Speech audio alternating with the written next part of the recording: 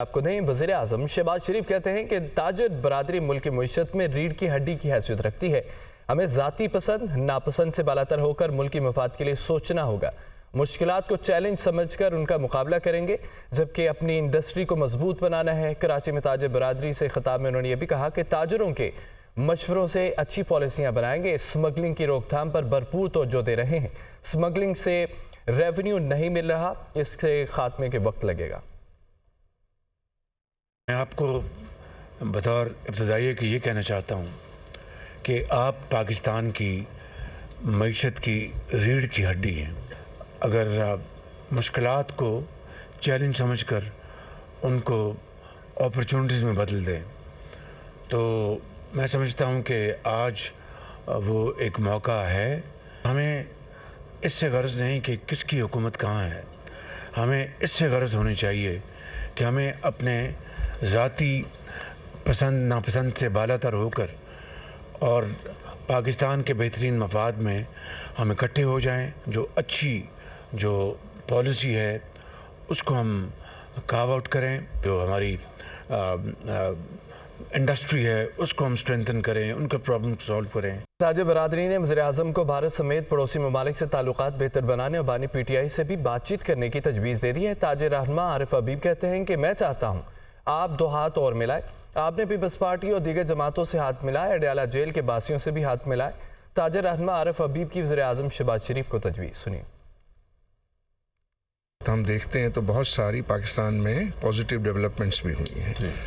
Stock exchange جو ہے وہ ابھی آل ٹائم ہائی پہ ہے, اور مجھے یاد ہے کہ آپ نے اینڈ آف جون میں ایک ہاتھ ملایا تھا. وہ ہاتھ آپ نے managing director I M F سے ملایا تھا. اینڈ آئی تھنک وہ اسٹارٹنگ پوائنٹ تھا, اور وہ تھا 42,000 کا پوائنٹس تھے. آج 72,000 پوائنٹس الحمدللہ. اس پیریڈ کے اندر مارکیٹ جو ہے وہ 70% جو ہے وہ بڑھی ہے. اسی طرح کے آپ نے اور ہاتھ ہمارے پیپلز پارٹی کے ساتھ ملائے, آپ نے اور لوگوں کے ساتھ ملائے. 2 اور ہاتھ جو ہے میں سجیسٹ کروں گا آپ کی جو ہے وہ سبمیشن, کہ ایک جو ہے ہمارے پڑوسیوں سے ہاتھ ملائیں جو آپ کام کر رہے ہیں اس کے اوپر. انڈیا کے ساتھ بھی جو ہے معاملات کو ٹھیک کرتے ہیں. دوسرا جو اڈیالہ کے باسی ہیں ان کے ساتھ بھی آپ ہاتھ ملائیں, وہاں بھی معاملات کو جو ہے وہ بہتر کرنے, اور وہ آپ کر سکتے ہیں. وزیر اعظم نے کراچی کو 150 بسیں فراہم کرنے کا اعلان کر دیا. انہوں نے وزیر اعلیٰ سندھ کو صوبے کے تمام مسائل حل کرنے کی بھی یقین دہانی کرائی ہے. گورنر سندھ سے ملاقات میں صوبے کے انتظامی امور, امن و امان کی صورتحال اور وفاقی حکومت کے ترقیاتی منصوبوں اور کاروباری برادری کو درپیش مسائل کے حل کی یقین دہانی کرائی ہے. تفصیلات دیکھیے. وزیر اعظم شہباز شریف کا کراچی کا 1 روزہ دورہ. کراچی میں وزیر اعظم شہباز شریف کی زیر صدارت وزیر اعلیٰ ہاؤس میں اعلیٰ سطح کا اجلاس ہوا. اجلاس میں وزیر اعلیٰ سندھ مراد علی شاہ نے صوبے کے مسائل کے انبار لگا دیے. وزیر اعلیٰ نے FBR کی جانب سے فنڈز کم دینے اور کٹوتیوں کا شکوہ کیا. کہا کہ FBR نے 4 بلین روپے نہ دیے تو صوبائی حکومت ود ہولڈنگ ٹیکس جمع نہیں کرے گی. اس موقع پر وزیر اعظم نے کہا کہ سندھ حکومت ود ہولڈنگ ٹیکس کی کلیکشن بند نہ کرے, مسئلہ حل کروائیں گے. وزیر اعلیٰ مراد علی شاہ نے وزیر اعظم کو صوبے کے ترقیاتی منصوبوں پر بریفنگ دی. بتایا کہ اس وقت سندھ میں 144 بلین روپے کی 19 اسکیمیں جاری ہیں. گزشتہ 4 سال میں نئی اسکیمز کے حوالے سے وفاق نے سندھ کو نظر انداز کیا. دیگر صوبوں کی نسبت سندھ کو کم اسکیمیں دی گئیں. یہ بھی کہا کہ وفاق کے پاس صوبے کے کئی منصوبے منظوری کے منتظر ہیں. کراچی کے حوالے سے کہا کہ CR شہر قائد کے لیے بہت اہم ہے. اس موقع پر وزیر اعظم نے وزیر منصوبہ بندی احسن اقبال کو ہدایت کی کہ اپروول کا کام تیز کریں. وزیر اعظم شہباز شریف نے گورنر سندھ کامران ٹیسوری سے گورنر ہاؤس میں ملاقات کی. گورنر سندھ نے وزیر اعظم کو شہر قائد کی کاروباری برادری کو درپیش مسائل اور ان کی تجاویز سے بھی آگاہ کیا. وزیر اعظم نے گورنر سندھ کو متعلقہ اداروں کے ذریعے مسائل حل کرنے کی یقین دہانی کرا دی. وزیر اعظم شہباز شریف نے دورہ کراچی کے دوران نون لیگ سندھ کے رہنماؤں سے بھی ملاقات کی. نون لیگ رہنماؤں نے کہا کہ سندھ کا گورنر نون لیگ کا ہونا چاہیے. ذرائع کے مطابق نون لیگ کے رہنما اشتیاق بیگ نے سندھ میں گورنر تبدیل کرنے سے متعلق تجویز دی. اس سے قبل وزیر اعظم شہباز شریف نے بابا اقوام محمد علی جناح کے مزار پر حاضری دی اور فاتح خوانی کی. اس موقع پر موجود طلبہ اور نوجوانوں سے مختصر گفتگو بھی کی. کہا کہ مملکت پاکستان کے سربراہ کی حیثیت سے علم ہنر کے لیے آپ کے لیے راستہ ہموار کرنا ہماری ذمہ داری ہے. وزیر اعظم نے طلبہ سے حلف بھی لیا. Welcome back.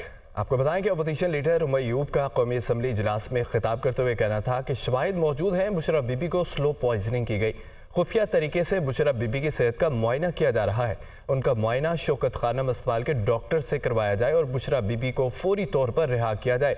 वज़ीर क़ानून आज़म नज़ीर तारड़ ने जवाब दिया है कि कौमी असम्बली का फ्लोर कानून साजी के लिए है, जमानतें देने के लिए नहीं है। जमानत के लिए सही फॉर्म का इंतखाब किया जाए। बुशरा बीबी का मामला अदालत में है।